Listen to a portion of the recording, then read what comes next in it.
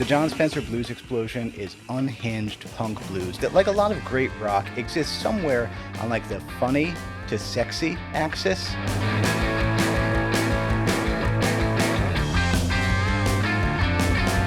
Here's the thing though, if it was just a joke, the playing wouldn't be this cool. So today, we're going to take a look at everybody's role on this record, and of course, some of the things we might want to incorporate into our own playing. This video is sponsored by TrueFire.com, the world's largest online library of interactive music lessons with over 87,000 lessons taught by legendary players and also folks like me. I make several courses a year. Now here's a cool thing. If you can't figure out what course you might want to download from TrueFire, you could sign up for 1 year of all access. With that, you can stream any of their courses, and yeah, you still get the on-screen tabs and the backing tracks to practice along with, plus 25% off a download if you choose to do that. Personally, I like to use it as an interview library because they have so many legends on there. Check the description box below for the link to get 1 year of all access. By the way, tabs and backing tracks for this lesson are available a la carte on my website or through Patreon membership. Now let's put things in context a little bit. Jon Spencer has always been over the top and always pushed the envelope. More a punk than a purist, he was always involved with projects that were at least half chaos. In the mid-'80s, a very young Jon Spencer put together a group called Pussy Galore in Washington, D.C., and they did something that is so telling of his ethos. They recorded a track-by-track, lo-fi, noise rock reconstruction of the Rolling Stones' Exile on Main Street.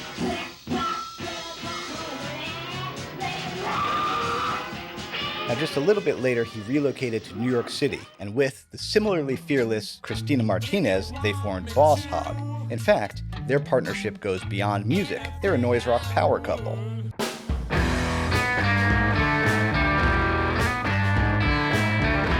With the Blues Explosion, Jon focused a lot on live performance. However, his guitar and his riffing are an essential piece of the puzzle.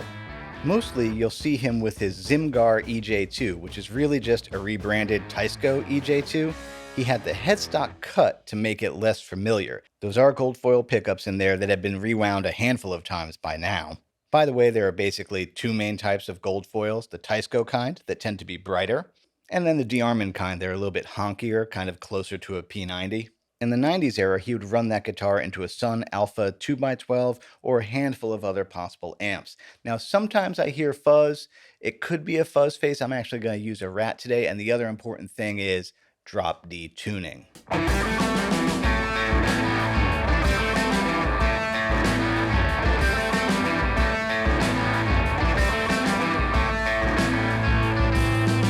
So you have this woolly, kind of thick, bassy kind of tone coming from Jon's guitar, to which Judah Bauer played all sorts of tasty licks on an Edge of Breakup Tele. In the early 90s, it looks like he used a Music Man HD130, a 4x10 combo, or sometimes a super reverb. Now, Russell Simins and Judah Bauer do a lot of heavy lifting in this very unconventional power trio, and Russell really threw it down hard. In such a minimal setup, everything is heard, and so much of the vibe is decided by the energy that he put into the groove. What he does that's so cool is he takes R&B and funk grooves and kind of punks them up, like brings that tempo way up and pushes them way to the front side of the beat, but he doesn't let it go over and become a mess. And so there's this tension where that drum, like the drums are driving so hard, but there's still just enough room for swing and swagger. Also, it should be noted that he didn't abuse cymbals. In that era, he didn't even have a crash or a rack tom for that matter.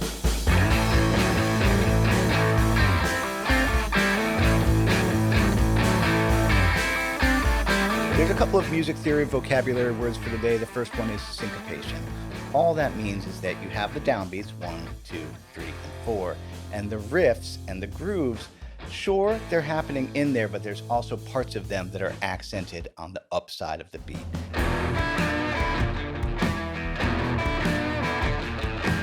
The other is chromatics, and all that means is you're going to take a note that is not in the scale, that that's theoretically the key that you're in, and you're going to add it to it. Now, usually that note is leading to a note that is properly in the scale, and then if we think about it, if we add syncopation to that, syncopation and chromatics, you get all sorts of cool riffs. Speaking of cool riffs, here's what I'm using today. I'm always borrowing gear to make these videos because I have a lot of stuff, but not everything, and this thing is crazy. So I borrowed some stuff from my friends River Shook and Blake Talent for this video. This is Rivers. We don't know exactly what year. It's a Harmony Comet, and you would think, okay, maybe this is like a really well-preserved 60s version, but it actually says made in Korea on the back of the headstock.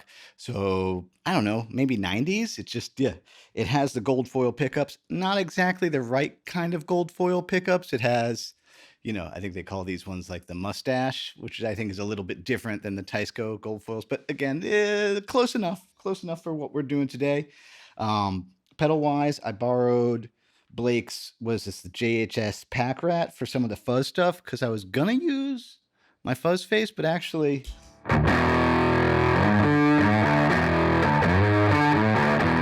I like the way that sounds better. And for the less fuzzy side of things, I'm just using the Deco for the kind of bassier sounding things. Going into a Dusky D2O, which is, I don't know how to describe this amp. It has some DNA of an Ampeg B15, some Vox AC30. It also sounds a little like a Fender Bassman.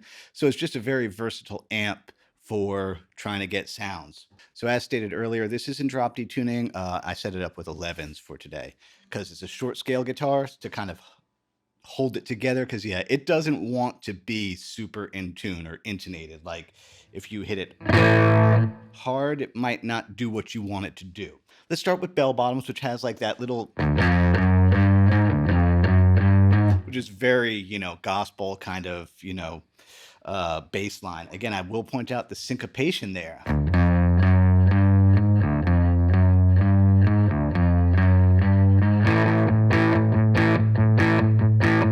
Like, notice how much of those notes are not on the downbeat.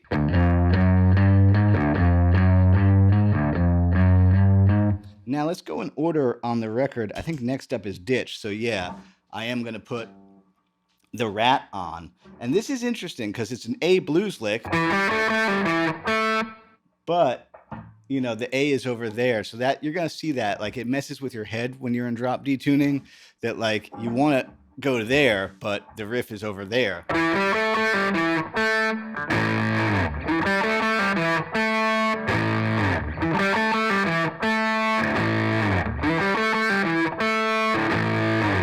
Let's leave the Rat on. The other one that's like a cool, I don't know, it sounds a little like Captain Beefheart to me, is Dissect.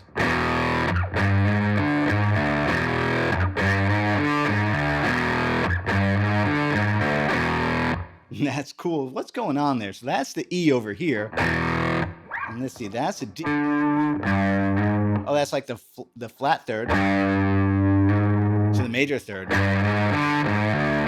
Because you're in drop D, you can get that open.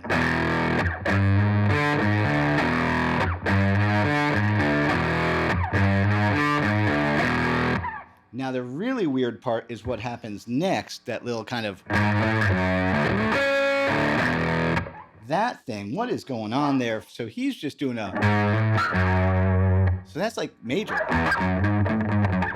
you know, a little, there's a C sharp power chord here, and Jon does like a, I heard something like that buried in the mix, but more likely than not, you could just go.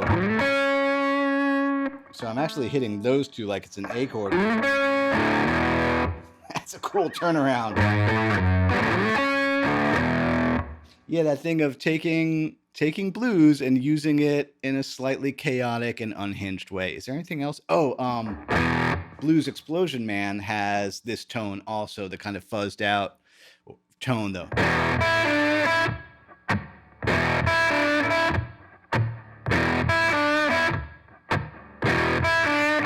That's what he's doing, while Judah is doing the really, well, I can't do it in this tuning, but yeah, that's just a.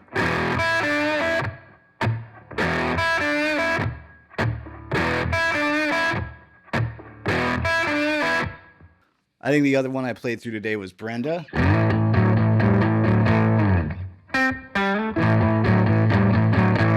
So that again is that tricky thing of you're doing a boogie pattern off of an A. You know, with drop D tuning, that's actually pretty easy to do, isn't it?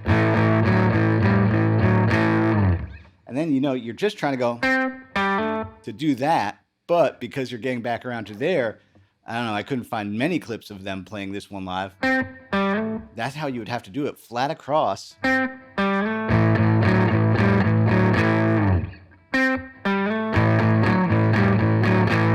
on.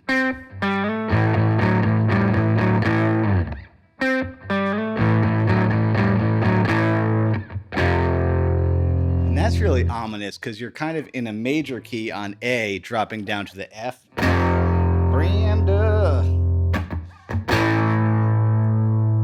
Anybody who knows Jon Spencer Blues Explosion is now singing that along with me.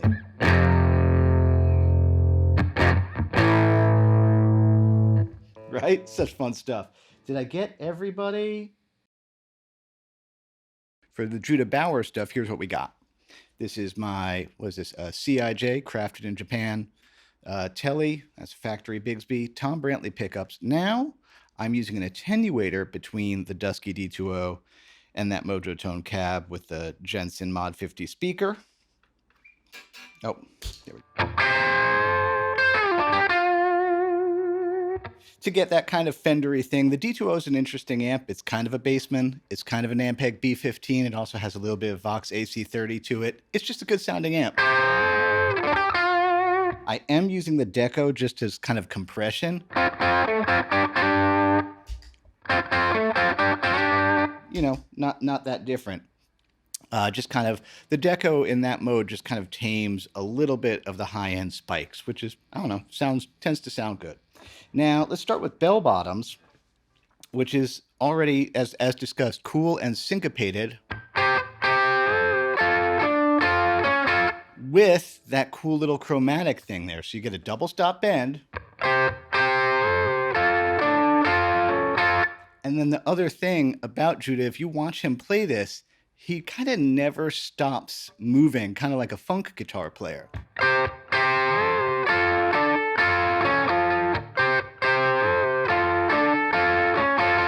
So there is some of that kind of, you know, ability to hit all 6 strings and only get the ones he wants.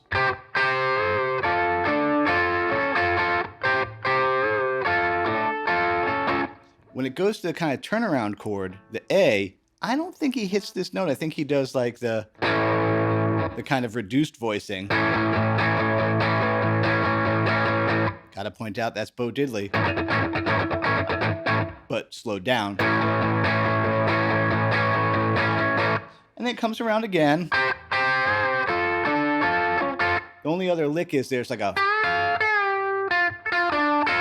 so it does a cool little kind of country bend.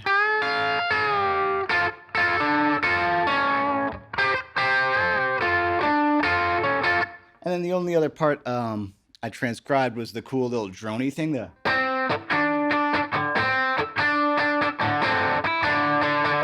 Again, he's only getting that note.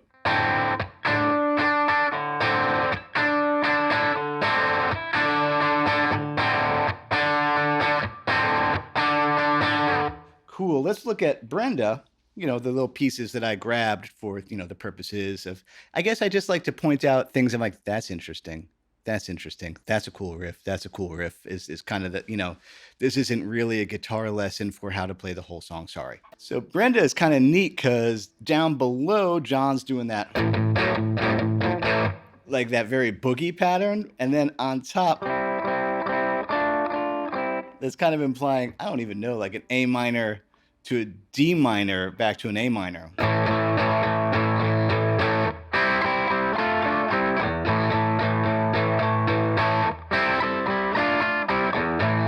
And it's okay if it's a little messy. It's part of the vibe, part of the feel. But the rhythm, you got to make sure that you are on the beat, actually a little bit on top of the beat.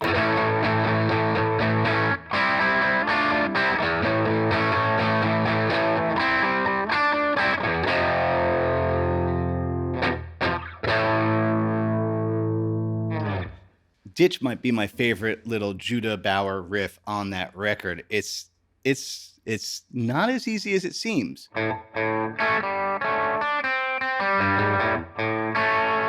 So, you know, it's an A chord. Now I'm going to sweeten this because the deal is, you know, if that B is perfectly 440, major thirds always sound better if that upper part of the third is just a little down. So yeah, I just kind of lowered the B. So I have a sweet major third there. That's unpredictable that he went from major to, you know, blues, minor. And then that. Now that open G is kind of a noise rake as he gets around to that little chromatic walk up. It's a really cool riff. Syncopated, chromatics, unpredictable usage of blues. Very Captain Beefheart, really. Ah.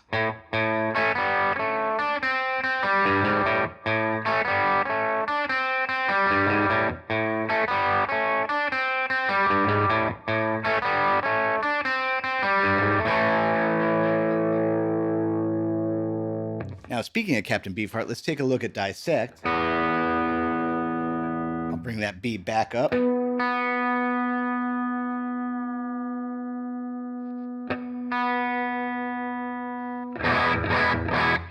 Yeah, the way the two guitars bump into each other on Dissect definitely reminds me of Captain Beefheart. Safe as Milk, another one of those records I'll have to make a video about. Okay.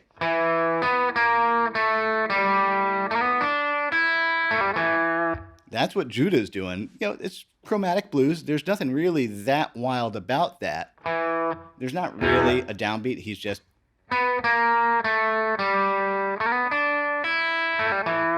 There's that part. Then the other part that is trippy is the... That chord, which is really, you know, it looks like some kind of metal thing, but the only other place you'll actually see this is in Steppenwolf. In Jupiter's Child. Yeah.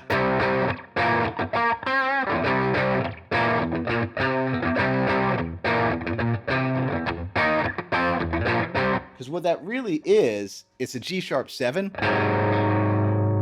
but put the F sharp in the bass, which is part of the chord. Because the song is going to a C sharp. So you got...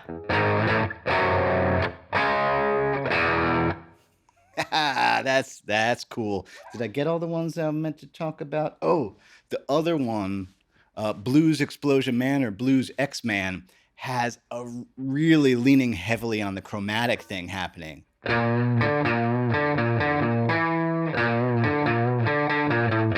That thing, because you're just sitting there on the of the E blues, bending it. And those are really well swung triplets.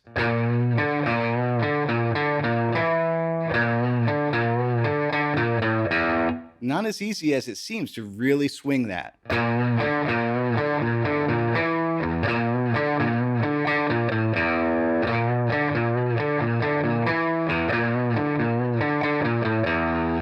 And then there's the fun. I love that, the little G to the C sharp. This just means nothing, but I remember like when I was like 15, I've never done anything with this riff, but I had like a...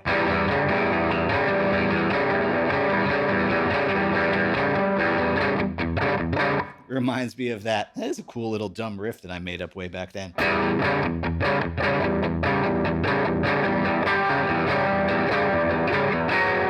Sounds a little like Drive Like Jehu, which I love. Okay.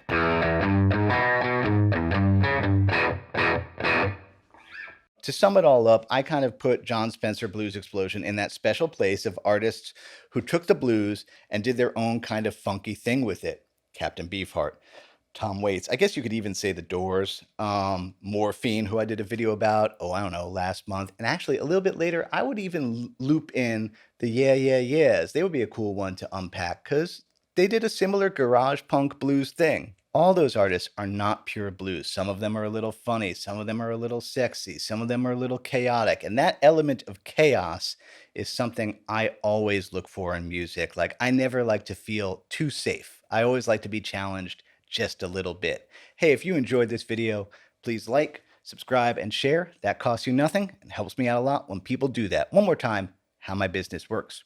Patreon is where there's live Q&As, backing tracks, and more. And yeah, I also make courses. You can check it all out on my website. As Bill and Ted would say, be excellent to each other. That includes yourself. See you next week.